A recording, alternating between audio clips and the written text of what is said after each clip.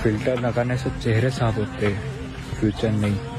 Werewolf syndrome নামে এক বিরল রোগে আক্রান্ত ভারতের মধ্যপ্রদেশের এক কিশোর। এই রোগের কারণে তার সারা শরীরে অতিরিক্ত লোম গজায়, যার ফলে সারা জীবন উপহাসের শিকার হতে হয়েছে তাকে। তবে এবার এই লোমস্য মুখের কারণেই গিনেস ওয়ার্ল্ড রেকর্ডে জায়গা করে নিয়েছে 18 বছর বয়সী এই যুবক।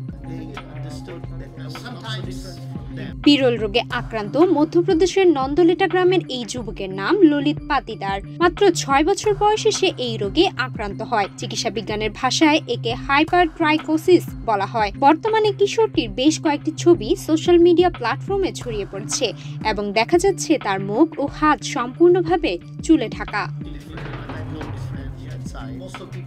গ্রিনেস কর্মকর্তারা জানিয়েছেন তার ত্বকের প্রতি বর্গ সেন্টিমিটারে 201.72টি চুল রয়েছে।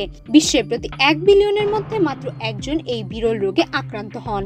মধ্যযুগ থেকে এ পর্যন্ত এই রোগটিতে আক্রান্ত মানুষের সংখ্যা মাত্র 50। ছোটবেলা থেকেই পাতিদারের মুখের 90% চুল ছিল।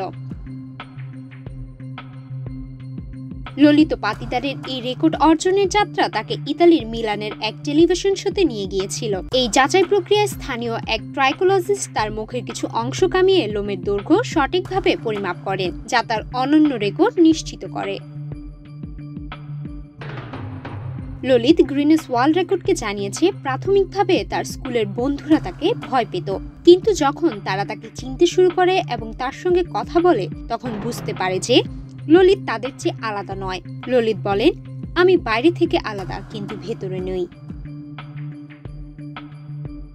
ললিত আরো জানান, মানুষ তাকে এখনো বলেছে তার মুখ থেকে চুল সরিয়ে ফেলা উচিত, তবে এই সম্পর্কে মানুষকে বলার মতো বেশি কিছু নেই। আমি তাদের বলি যে আমি আমার চেহারা পছন্দ করি এবং আমি চেহারা পরিবর্তন করতে চাই না। ওয়ার্ল্ড রেকর্ডসের বিষয়ে নিজের অনুভূতি সম্পর্কে তিনি বলেন, আমি নির্বাক, কি বলবো জানি না।